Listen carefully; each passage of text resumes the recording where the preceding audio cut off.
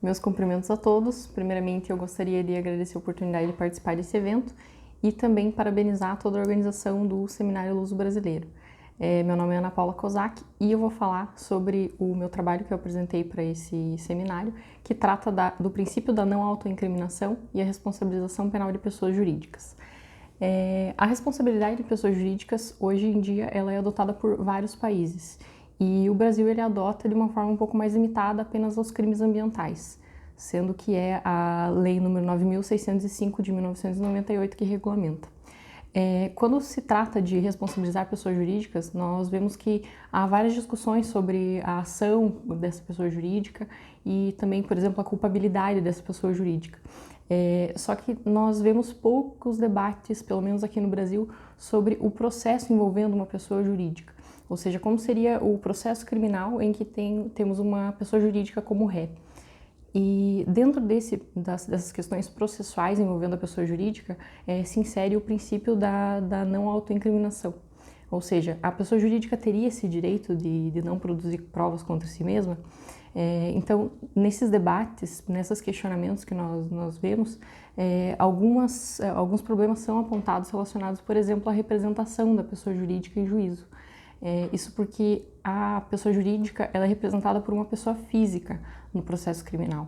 Então, até que ponto ela poderia exercer esse direito de não produzir provas contra ela mesma? Como ela exerceria esse direito? Sendo que é através da pessoa física que ela vai se manifestar. Com uma pessoa física fazendo a representação, por exemplo, a entrega de documentos poderia gerar um conflito de interesses entre a pessoa física e a pessoa jurídica. Porque, por exemplo, se a pessoa física ela entrega os documentos que possam livrar a pessoa jurídica, talvez ela possa se autoincriminar. Então, aí a gente vai debater também sobre o exercício do direito de não se autoincriminar para a pessoa física. Então, essa é uma das discussões que nós vemos nos debates, né, sobre essa possibilidade de a pessoa jurídica exercer esse direito. Tem um trabalho do professor Héctor Hernández Basualto que ele fala que a tendência mundial de que os países não reconheçam o direito de não autoincriminação às pessoas jurídicas. Então, as pessoas jurídicas não poderiam exercer esse direito. Essa é a tendência mundial. Eu não tenho a pretensão de responder se aqui no Brasil a pessoa jurídica pode ou não exercer esse direito, mas pelo breve estudo que eu fiz, que ele é reduzido até por conta da limitação de tempo e espaço, não pretendo responder totalmente essa questão, mas eu pretendo apresentar alguns questionamentos, enfim, mais para reflexão mesmo, né? E pelo que a gente tem aqui já no Brasil, as discussões que a gente já tem aqui no Brasil a respeito. No trabalho do professor Héctor Hernández, nós vemos que ele aponta alguns exemplos ali de países que negam ou então afirmam a possibilidade da pessoa jurídica exercer esse direito de não produzir provas contra si mesmo. Ele coloca ali o exemplo dos Estados Unidos, que em 1906 negou a possibilidade da pessoa jurídica exercer esse direito por conta da natureza personalíssima do direito e também porque, diferente das pessoas naturais, as pessoas jurídicas elas são uma criação do Estado. Então, elas recebem limites fixados pelo próprio direito e, portanto, elas devem se submeter à investigação e muitas vezes até podem contribuir com a persecução. Ele também coloca o exemplo da Inglaterra, de uma decisão de 1934, só que aqui ela reconheceu a possibilidade da pessoa jurídica exercer esse direito. O argumento, em síntese, seria que não haveria um motivo para tratar de forma diferente a pessoa física ou a jurídica no processo penal. O autor também cita uma decisão da Alemanha, de 1997, em que se negou a possibilidade da pessoa jurídica exercer esse direito, por conta de esse direito ter uma direta vinculação aos direitos humanos e que, pela essência da pessoa jurídica, ela não poderia exercer esses direitos. Muito embora não se faça uma distinção entre pessoas físicas e jurídicas, quando se fala de direitos fundamentais, esse exercício desse direito deve estar de acordo com a essência da própria pessoa jurídica. E ali nessa decisão alemã, isso não foi reconhecido. O Chile, na mesma linha, entendeu que a extensão desse princípio, dessa possibilidade de exercer o direito de não autoincriminação, seria uma extensão que implicaria numa alteração muito substancial dos próprios direitos humanos. E aí na Espanha é reconhecida a possibilidade da pessoa jurídica exercer esse direito e inclusive há a previsão de que o representante da empresa em juízo não pode nem mesmo ser testemunha, né? Por conta do dever de testemunha falar a verdade em juízo. Então, ali no trabalho do professor Héctor Hernandes, ele menciona também que as normas internacionais ou constitucionais que não façam uma distinção ali entre pessoas físicas e jurídicas para tratar dos direitos fundamentais, não significa, não libera da necessidade de demonstrar a aplicabilidade prática desse direito.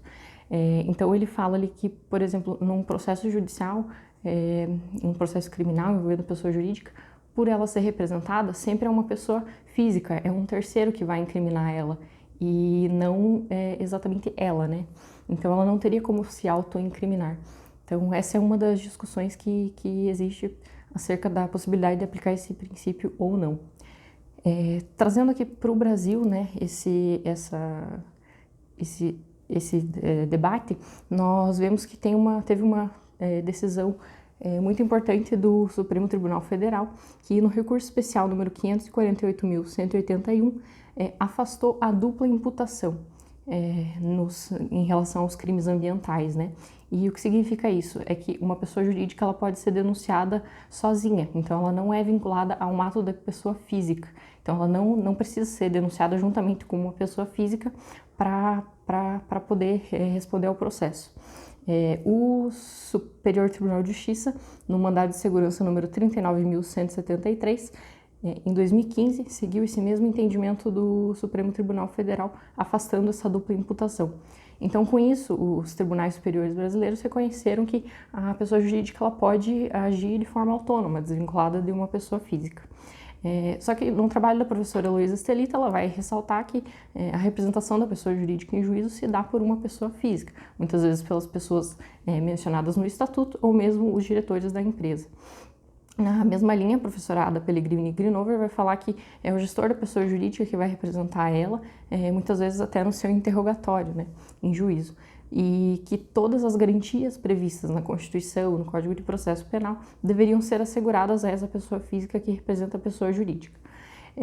No trabalho da professora Heloísa Estelita também, ela vai mencionar que houve uma decisão do Tribunal Regional Federal da 4ª Região que reconheceu na oportunidade que, naquele caso, a pessoa jurídica não poderia ter sido representada por uma pessoa física porque não existia ninguém ali que não tivesse nenhum tipo de conflito de interesses com a pessoa jurídica. Então foi um caso concreto em que se verificou que realmente não tinha como a pessoa jurídica ser representada por uma pessoa física.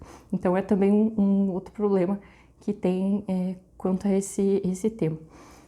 Fazendo uma pesquisa sobre os tribunais superiores aqui no Brasil e se há alguma decisão falando sobre a aplicabilidade ou não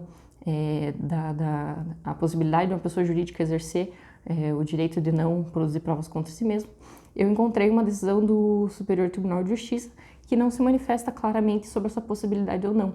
Ele simplesmente afirma que quando o representante da pessoa jurídica ele é intimado para prestar algum esclarecimento, o direito de não autoincriminação ele não pode ser levantado quando os questionamentos, os esclarecimentos que o representante precisa fazer são relacionados à identificação ou à qualificação dos representantes da instituição.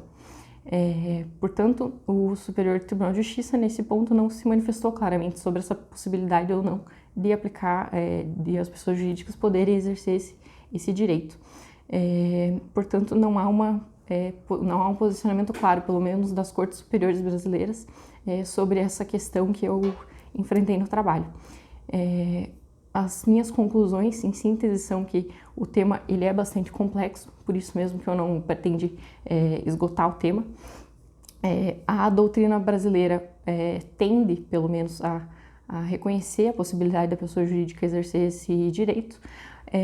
Os tribunais brasileiros não têm, então, uma posição clara sobre essa possibilidade ou não, e, portanto, é necessário uma discussão muito mais avançada sobre a aplicabilidade prática desse princípio, desse direito, né, às pessoas jurídicas. É um trabalho que eu pretendo aí desenvolver futuramente, porque realmente é necessário. Agradeço, então, por todos que se dispuseram a assistir a apresentação desse trabalho. Obrigada.